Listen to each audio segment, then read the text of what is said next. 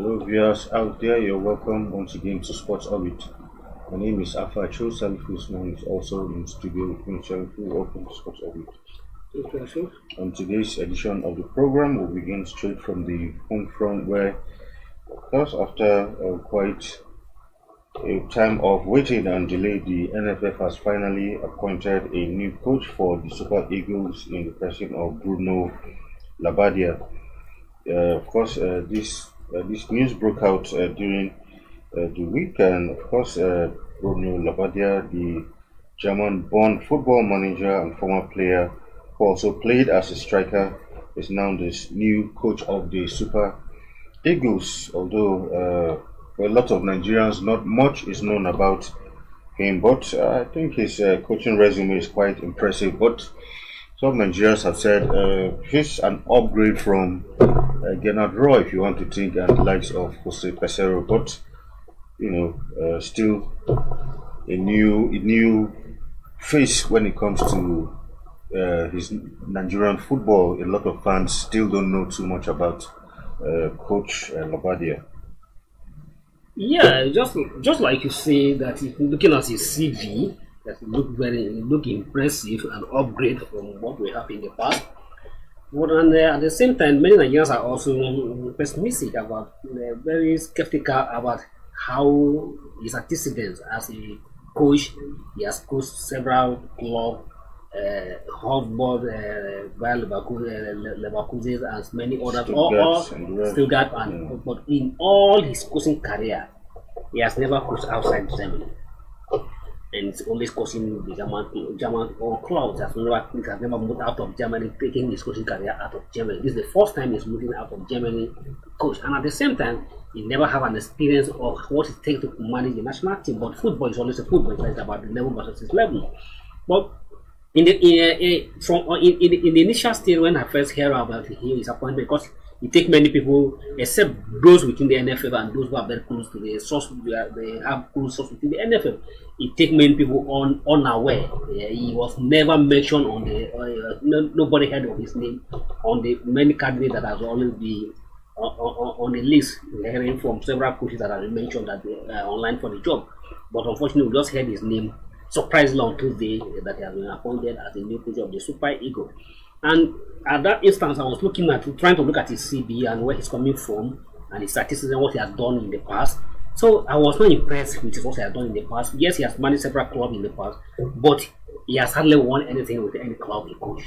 But another thing is always good at it, that he has also is a coach that he has always tried to fight to fight or trying to salvage any situation you find himself. He is trying to help to get many people, make some club out of relegation. It has also led some club into the relegation. So it is a mixed fact, up and down. But at the one thing that I later have to send to that is that but the fact that somebody work or fail in his previous job does not don't give you attestment or does not give full guarantee that he's going to fail in his next job. And at the same time, another thing was where people also argue in the public debate that is a timing. The Super Eagles are going to play on the 7th of next month, and he's just coming in. The Super Eagles are already in the dangers of losing out of the World Cup. Okay, even the chance of qualifying for the Nations Cup because of the gap that they have, because of the wide gap after the previous coach exited the job and the long time where the team has stayed without a coach. People are looking at can he survive this situation? But we have also seen a situation whereby some coaches even take up a job in the middle of the tournament. And God on their side, they succeed. They always do it and succeed. It happened at the last Africa Cup of Nations. We also saw what happened when the host condition almost out of the competition. But they take a very bold decision to sack the coach, and then the assistant coach stepped in, surveyed the situation, and they went on to become champion. There are many examples of the 2018 World Cup, 2 days of the World Cup. The Spanish team then sacked their coach then and bring a new coach. Though they were not successful at the one in the Russian Cup, but their performance cannot be just described as a failure in the Russian World Cup. So I just want to urge Nigerians to stay patient and give the Nigerian Football Federation what they found in him, and at the same time, Bruno Labbadia a benefit of doubt. either we like it or not, Super Eagles we have players in all departments, and our players are not just a local based players.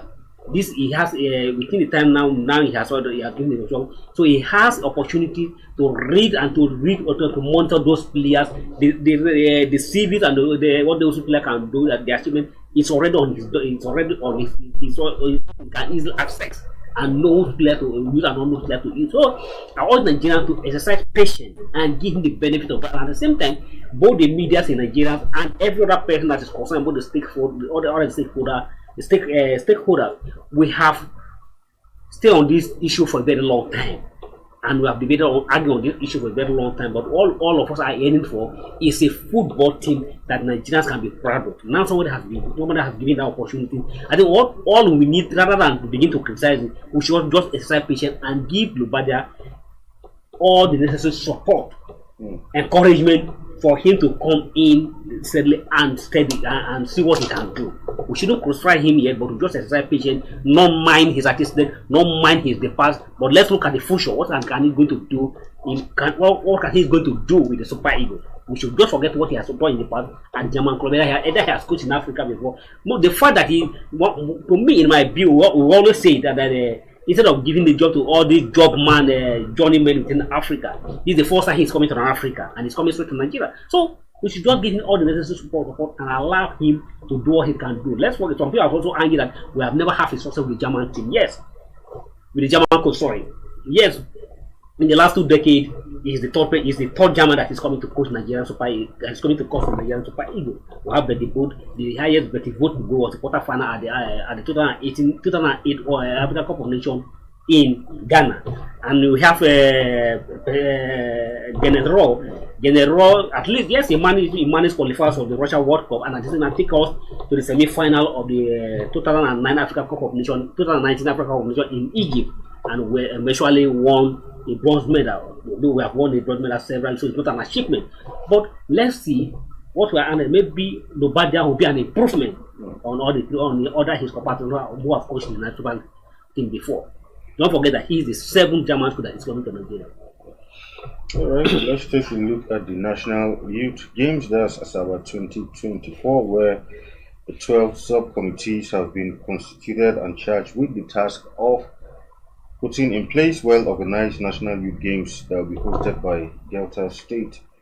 Of course, a whole lot of names were announced over during the week. The subcommittee of the LOC includes the likes of Chief Solomon Oba, who is not new to the sport. He also said Games Village Management has Peter Itawansa as chairman, while Francis Agudizo is the secretary. Protocol and ceremonial is headed by Chief Chinoye Dafi Ali, while Silvanus Okoko is the secretary. Of course, when it comes to hosting games, general sporting events, Delta State most times have always tried to put up a good showing when it comes to hosting games, and this time they'll be hosting the 2024 National Youth Games in Asaba. Yeah, they hold the last editions, the previous edition after the University of Ilorin hosted the competition for 5 consecutive times. The last edition was hosted in Delta. It was supposed to be hosted in Kano, but at the time Kano pulled out of it, and Delta came into the rescue and accepted to hold that competition. And behold, it was a nice organized competition. Now they have an opportunity again, probably to improve on what they have done in the past. And just like you see, in terms of organizing competitions, Delta State, whether like it or not, you always try to give the best, give them a thumbs up for all their abundance of sport development in this country. And the last governor, I take it to the highest level in terms of supporting sport development. They appear that the new governor and his successor is also trying to tail towards the same line. So, but one thing is that just like you say, all the names you mentioned are not new faces. There are people that have been in sport for years. But one thing is I would like to urge them that we should look at a situation how we can organize the competition and get the benefit of the competition, not for our personal gain, but for the benefit of the country. This is a youth organized competition, and what you should think about it is not all about winning. I'm not just speaking for the LOC alone. I'm just talking generally, both the participants and all other states. So all the states that are going to supply athletes for this competition, they should look at the bigger futures and the idea behind this competition, not just going there to win a medal. Winning a medal at this level is of no necessary.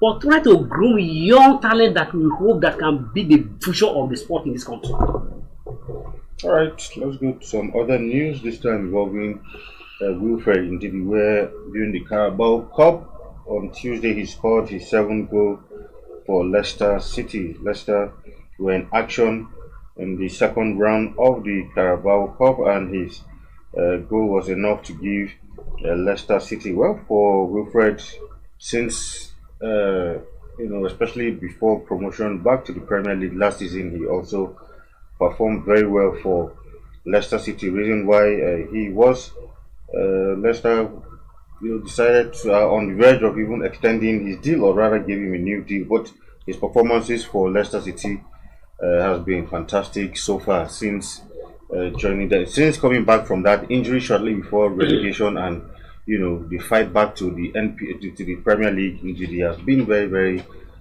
key and instrumental for the Foxes. Yeah, it sounds motivating and quite encouraging, and particularly ahead of the Super Eagles match. I think ahead of the Super Eagles match coming up on September. I think so. It's a key player for the Super Eagles, and if you watch, he was not part of the last Nations Cup due to injury, and he's not been on form. Particularly, he will not be on his best of form. Even the match will struggle against South Africa, and probably the defeat, the 2-1 defeat to Benin Republic, could have been if Wilfred was in the best form as he used to be. Maybe that could have been salvaged. But we thank God that he's beginning to gain band and come back fully to his previous momentum, and we hope that he will sustain this coming back to the Nations Cup, and will be able to replicate the same feat that we are beginning to do, as we begin to see him doing for Leicester. All right, to some other news now, where former Super Eagles coach and current Benin Republic coach Gennard Rohr is confident that his side have what it takes to beat the Super Eagles again. The Cheetahs will be up against Super Eagles in the 2025 Africa Cup of Nations qualifier on September 7th at the Godswill Akpabio Stadium. Rohr's side defeated the Super Eagles 2-1 in the 2026 FIFA World Cup qualifiers in June. According to him, he said it's another rematch against Nigeria. It will be 3 more games with them, including the upcoming return match counting for the 2026 World Cup qualifiers. It's a rematch against a good team, but we have gained confidence and we know we can beat them. Well, like they say in football, sometimes once you beat someone once, you just have this feeling that you can do it again, but it's not always the case. But for Rohr, I mean, having coached the Super Eagles, I think he knows what he's talking about, and he feels he knows, the weaknesses of the Eagles, and his boys have what it takes to get the job done in Uyo. Yeah, if I'm in his shoes, I think I'll even be posted than this, and he can speak that, he can sit and say it again. Even prior to that match in Cote d'Ivoire, the World Cup qualifier, he posted that they are going to win the match. That he know how to play the Super Eagles, and yes, he hardly proved it right. This is somebody that was sacked from his job because Nigeria felt that he was not good enough in their national team, and it was a payback time for Nigerian when he had the opportunity, and he's now boasting that he's going to do it again. But let's see. Now, and particularly if you're looking at if you look at the statistics and everything's build up to this game, everything portrays that the Benin has an upper hand in this game.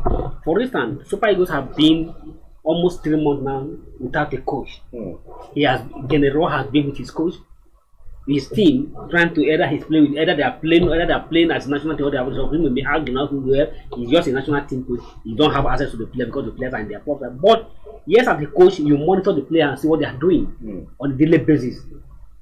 That gives you a momentum, and that gives you focus on where you want to head to. So he's boasting, and now he has another German from his own country, his compatriot, coming on the opposite side, on the bench, on the opposite bench against him, and he feels that he has an upper hand in terms of African football knowledge. He has a better knowledge of African game than the Lombardian who is just coming. So, but the onus is now lies on the players of the Nigerian national team to ensure that yes, General and his team doesn't smile twice against Nigeria.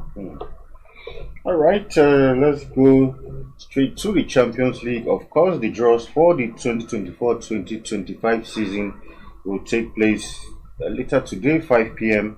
Nigerian time. And of course, there's a new format for the Champions League, and which will begin today. Of course, this time around, a total of clubs has increased from 32 to 36, and the biggest change will see a change from the traditional group stage to a single league phase with all participating teams. This will see the number of fixtures increase from 125 to 139. And against the league phase ending in December as it used to be previously, this time it will end in January. And the winners will have played 17 games across all competition against the 8 games you usually play. So this time around, I think it's going to for a winner to emerge. It should be, a tedious. Exactly. Every club now will be guaranteed a minimum of 8 league stage games against 8 different opponents, 4 home games, 4 away, rather than the previous 6 matches against 3 teams played on a home and away basis.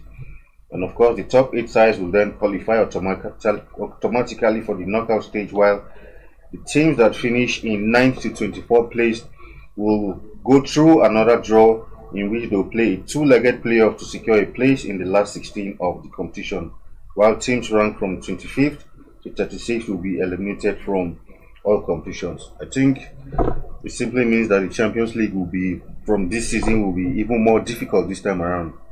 Yeah, it's not even like even more difficult. It's already they're making it difficult.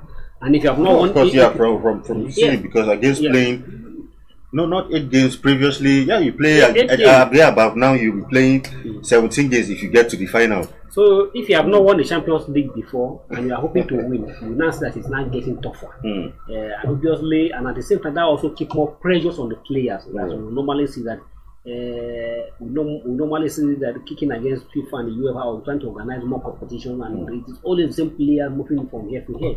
But in as much as the continental body, like for instance the UEFA, are trying to increase giving opportunities for more clubs. The essence of this expanding is giving opportunities for more clubs and more national to experience what the Champions League is all about.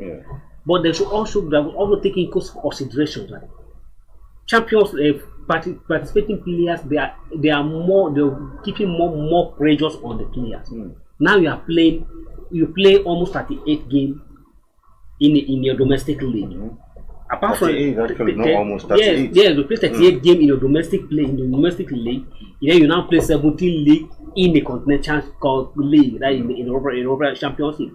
And apart from that, you now have the domestic FA Cup competition and like the Carabao Cup, FA Cup, minimum of 5 matches, or depending how long you stay in the competition. And at the same time, it is all the same players. And apart from that, in between every month or even you move you traverse from a club to the national team to play to represent your country. Yes, this is a job, but the welfare of the players and the fitness of the players should have taken into consideration. To me, I believe that the previous format would have been more better. In a sense that, even as there's a playoff. That playoff, that's why many clubs have to. You can't just like the way FIFA just wake up and increase the numbers of World Cup. The numbers of teams for the World Cup. Many people are already celebrating it that yes, it's a good opportunity, particularly for Africa to have a 90 or give another country to or more people to participate in the World Cup. There's no basis to go and make a number of the World Cup. That is why there's a qualified process. Participating in the qualified process in the playoff has also given you an opportunity to participate in that particular competition. If you are playing the World Cup, you are already playing the World Cup matches, the World Cup process. So a playoff for the UEFA program could have been better rather than to make it a league format. Now the National League is going on, another Continental League is going on at the same time, and numbers of matches. Well, but we wish all the players best and wish all the clubs best, and the fact that, just like you say, is now obviously going to get tougher and tougher for the club to win the league. If you're a match champion, we do our heart for him. All right. Of course, this weekend also, week 3, match day 3 of the Premier League will be on shortly before the international break, and of course, interesting matchups to look forward to. Here we'll take a look at the interesting games we have this weekend. Of course, Arsenal will be at home to Brighton and Hove in the first match of the day, while Brentford will host Southampton. Everton will be at home, yes, welcoming AFC Bournemouth, while Ipswich Town still looking for their first win will welcome Fulham. Aston Villa will travel to Leicester City hoping for redemption after that defeat to Arsenal. Nottingham Forest will welcome Wolverhampton Wanderers. It will be West Ham United versus Man City. Chelsea against Crystal Palace in a London derby. Newcastle United versus Tottenham Hotspur want to look out for, and of course on Sunday it will be Manchester United versus Liverpool. Obviously the star match of the encounter coming very early in the season. Salifu. Yeah, interesting feature. Apart from before the Sunday game, which is the biggest game in the three of the Premier League, the tie between Liverpool and Manchester United. There are some tricky fixtures on Saturday that some probably feel well it is a match you can win, but if you are not careful, you feel defeated. For instance, Arsenal Brighton. Yeah, on the paper, people can easily say that Arsenal go away, Arsenal get 3 points. But Brighton on the very good day, they will just come to your home and surprise you. That is, and Arsenal has to be very careful on how they welcome Brighton to their home for this weekend. Arsenal have started well, just like they did last season, winning their first 2 games against Aston Villa and Brentford. Yes. Okay, fantastic. But they have a Brighton to contend with this weekend. That is one. And yes, Brentford and Southampton just come back from the relegation back to the league, so they have Brentford to contend. And obviously, one would think that Brentford will definitely carry the day based on their antecedent in the league so far. Everton, Bournemouth, I think that one can go. And on the other side, it seems as Towns and Fulham the same thing, but Leicester's Aston Villa is going to be another intriguing tie. Leicester have not started well in their coming back from the relegation. They are yet to win the match. But Aston Villa win their first game of the season, but they suffered the second defeat. The second match they lost Arsenal. So it's going to be an interesting tie. Definitely. Only Emery who don't want to pass back win away. Wolves are yet to lose their first 2 games. Lost to Arsenal, lost to Chelsea. It was a big defeat for them against Chelsea last weekend, 6-4 in ended. So they want to at least 6-2 rather. 6-2 in ended, and this time they want to at least hold that consistent defeat. Probably get their first point against Nottingham Forest. Going to be interesting. Man City, they have started from where they stopped last season, firing from all Sweden and game from that. Particularly, Haaland has clearly showed that he's never tired. So but on the wood, the West Ham can surprise them. West Ham against Chelsea is always very difficult. But even though Guardiola only have their magic on how to survive it, but it's going to be an interesting. But yes, Chelsea have been good last weekend. Wins have already raised the morale of their fans and they are back. So last weekend, the sort of was who have the noisy neighbors around us. They couldn't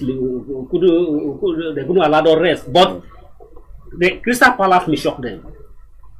Let's see if the 6-2 defeat against Wolves was just a retest or really proof of certain character in the new season. Let's hope, or if it's not just a fluke. But Tottenham, Newcastle is going to be an interesting time. Another impressive game to watch out for this weekend. And for Liverpool, Man City, it's always we all know the rivalry between the two sides. These are some of the oldest clubs in the league, and the rival between the two sides. And both sides have been quite busy in the transfer market this week. Liverpool yesterday sealed the signing of Chiesa from Juventus, while United sealed Ugarte from PSG, a solid midfielder. So it's going to be a boost to the two sides, and two Dutch managers who will be facing against each other, and Slot against Eric Ten Hag. Yes, you can say that two Dutch managers. Yes, both of them are orange citizens. But why Liverpool has 100% start to the season, Man U get a shock last weekend against Fulham. Fulham, yes. So let's hope Ten Hag and his board will be able to bounce back to the winning way, and more importantly, against one of their main rivals to the league. All right, interesting matchup to look out for during the weekend, and of course, we will be keeping an eye. Of course, we didn't even touch on the Paralympics, which began yesterday with the opening ceremony. Yes, Paralympics get underway yesterday after 2 weeks of break, and this is the last lap of the summer sport in the Paris. After the able men do their job for almost 3 weeks, it is now the turn of the do I call them disabled, or the disabled people? Not they say don't call them the physically challenged. The physically challenged athletes. I want to prove that yes, what able men can do, they can also do it. And let's hope that Team Nigeria. But most times we've always, I can't remember a Paralympic where Team Nigeria went and came back empty-handed. No, it's almost rare. But and just like you say, where our able men fail, and I thought in social media when somebody was joking that Nigeria is a disabled country, that is why we want to disable Paralympic. We pack all the medals, and you can be very. I'm very optimistic and very sure that it will not be the way how it was against the main Olympic. It happened at the London 2012. We couldn't win the medal. The disabled athlete, when they come back with the 6 gold medal.